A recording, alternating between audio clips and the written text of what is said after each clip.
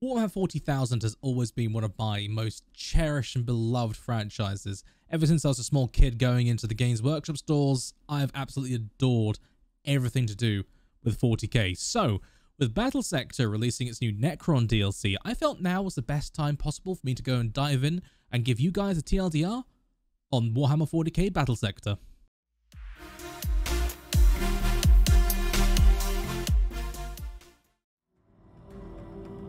In the grim darkness of the far future, there is only war. People are born, they live, they suffer, and die. Rarely of natural causes. Days prior to the fall of Cadia, Dante faced his greatest challenge. High Fleet Leviathan had broken through the Krypton shield, and the Tyranids bore directly for the sacred homeworld of the Blood Angels, Baal.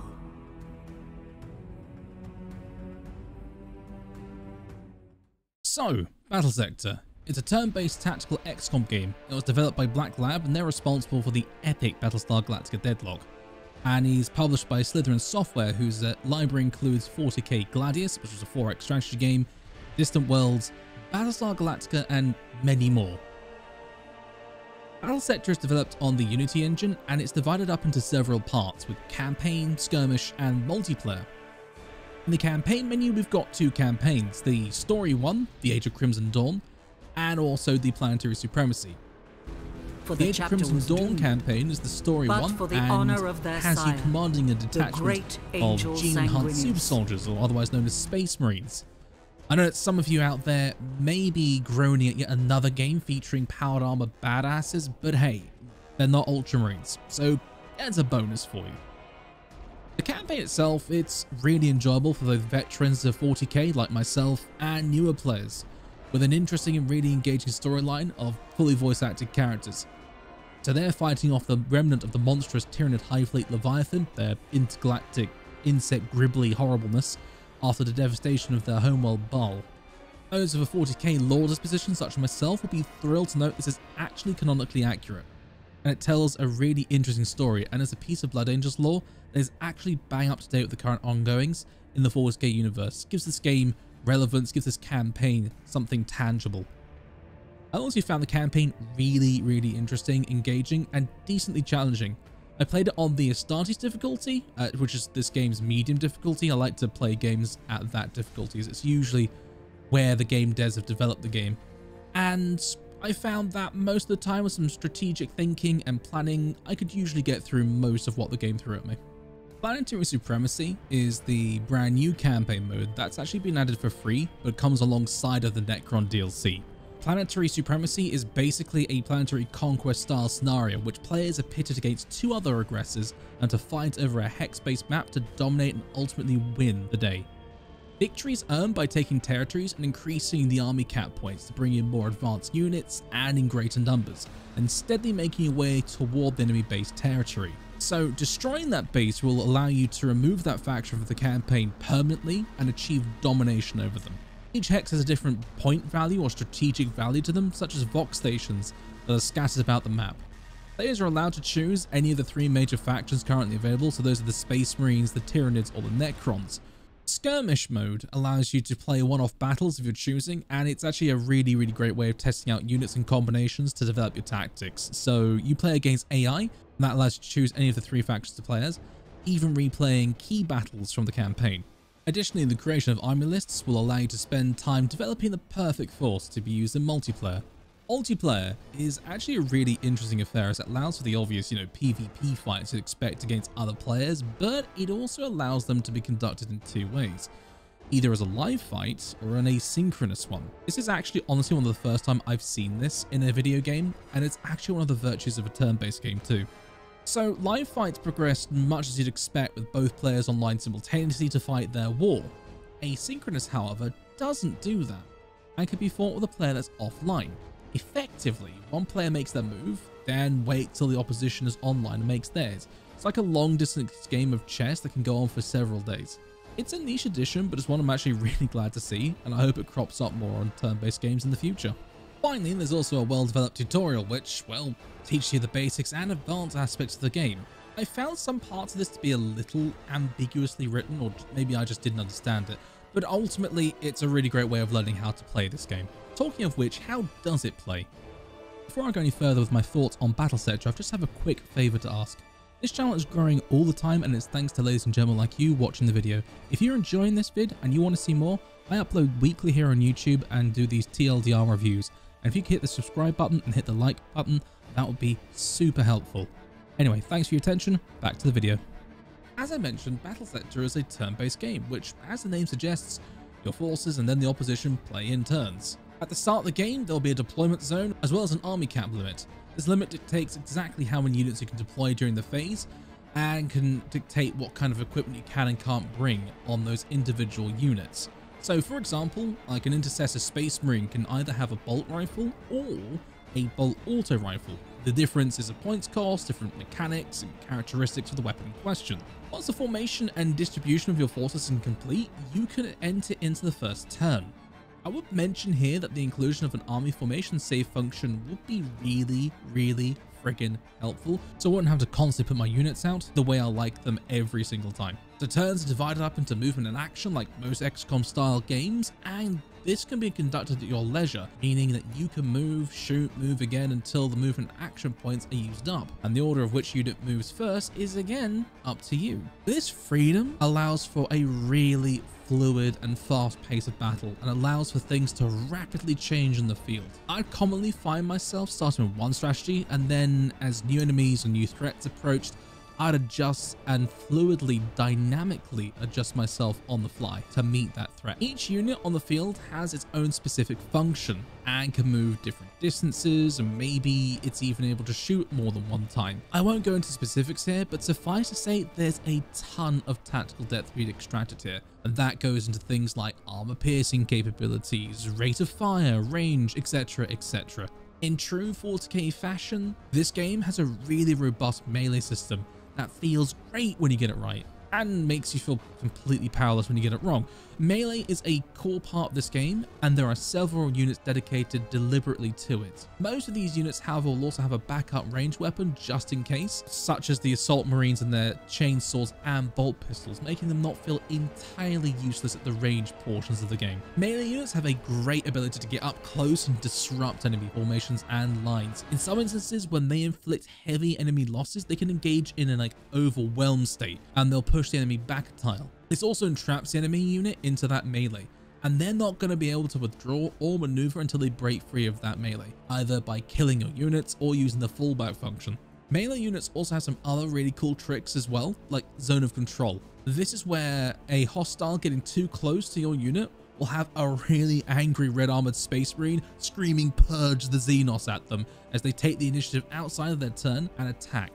There's also a really cinematic one called Pistol Reaction, in which units with, you guessed it, pistols, can preemptively fire into hordes of enemies charging at them to try and thin their numbers, almost like an extra Overwatch function that just triggers automatically in certain circumstances. Talking of which, Overwatch is naturally in the game the staple of most XCOM style games, and allows of course your units to spend their action points to guard an area. There are a number of other unit specific special abilities that are all over the place, granting special skills like psycho spells, grenades, shields, and all matter of 40k themed goodies. So terrain also matters to this game, as it can provide cover benefits and cut-offs of lines of sight entirely, protecting your troops whilst letting you get the bead on others. Line of sight is actually really well depicted in this title, with clear visual indications of what your unit can see within their cone of awareness, and Auspex ripples for the relative positions of enemies outside of visual range. What's not well depicted though is what does and does not count as cover, as well as how much cover it provides. I really love the map UI to be changed here, so I can clearly see what is cover,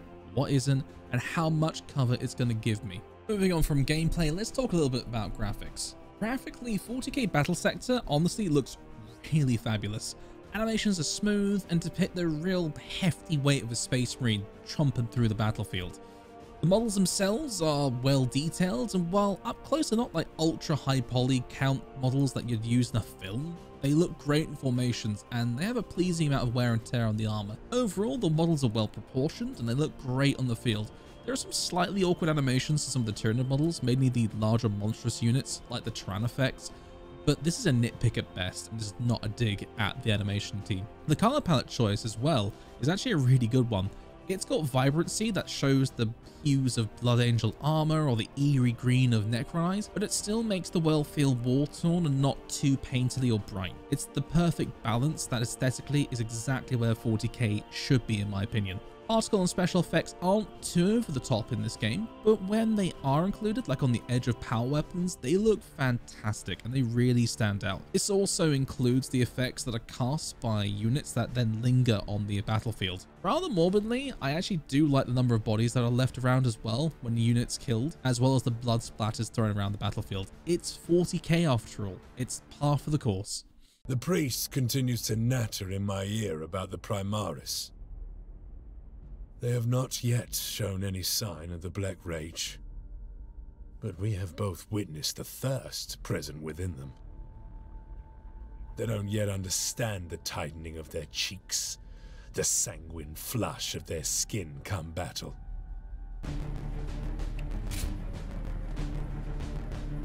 The blood waits. The blood is strong. Do not falter.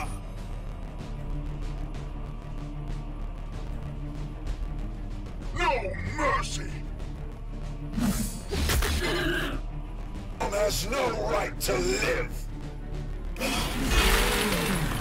Sanguinius watches over us.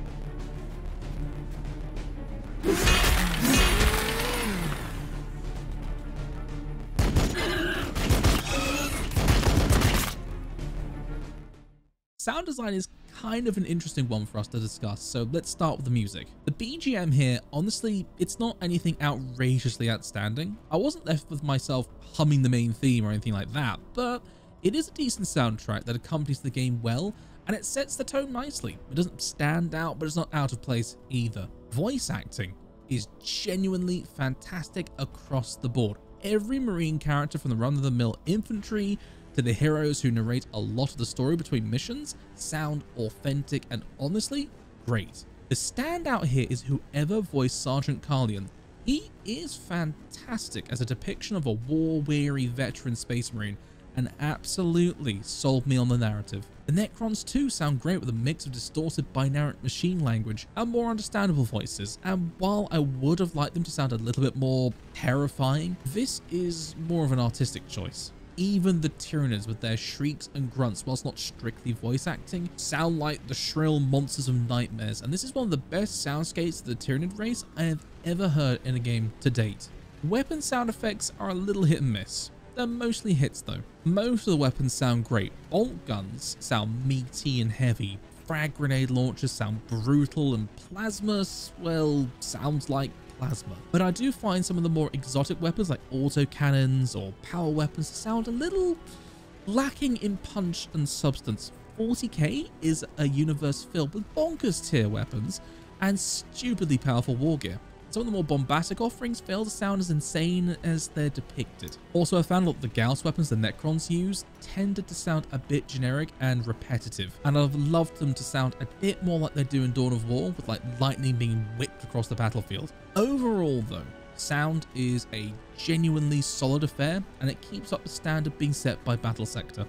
At the time of recording, 40k Battlesector is available on PlayStation 4, Xbox One and PC Steam. It retails for £30, $40 or your regional equivalent for the base game, with the 3 current paid for DLCs. So 2 of these DLCs are elite unit packs for the Blood Angels and Tyranids respectively, and each of those retail at £1.65 or your regional equivalent. And the Necron expansion adds the Necron faction to be played as, and that retails for £12.99. In all, I think that's a really solid ask for the base game and the elite unit packs. They're fair play. The game itself is quality, and £30 is honestly fine. And the elite packs, they actually do contain playable units and not just a skin pack, so again, that's fine. However, I do find the Necron pack to be a little more difficult to swallow. Simply put, while I really do enjoy the new Necrons and the way they play in game, it's harder to justify the cost without an addition of a new campaign for them. Black Labs has a really fabulous ambition, stating a desire to add every major faction of the 40k universe into Battlesector, and that will be fantastic. The game's a great base, and it'll be awesome to see Tau and Orcs, for example. However, if they want to charge £12 or upwards for a faction pack, it needs to have its own story campaigns alongside their releases. Not only does this expand long-term gameplay, it also adds a huge amount of incentive to players, as their favourite faction will get their own story campaign to enjoy. In all, Battlesector is a tactically deep, well-presented, fun, visceral romp through the 40k universe, and using the tried and true XCOM turn-based style of gameplay gives the feeling of almost playing a virtual tabletop. This game for me gets a 4 out of 5 stars, as a strong offering and a worthwhile addition to the Warhammer lineup. It could use a bit more polish here and there, a little bit more fleshing out, and the Planetary Supremacy campaign mode can be a little short. But if you love 40k or enjoy turn-based tactical games, look no further than 40k Battlesector as the next game to add to your library. I want to say a massive thank you to everybody who watched this video. I hope you enjoyed it and I hope you found it informative. If you did, like, comment, subscribe, all that good stuff. I read all the comments that are left on this channel, and it really helps me hone in where I'm taking the content and where I'm going next. Also, if you haven't already done so, check a look at some of the other reviews I've done recently, such as the LEGO Star Wars TLDR and also the Elden Ring TLDR. Also, we've got some cool starters and content as well for good measure. If nothing else, have a wonderful day. Thank you for watching, and until then, I'll see you in the next video.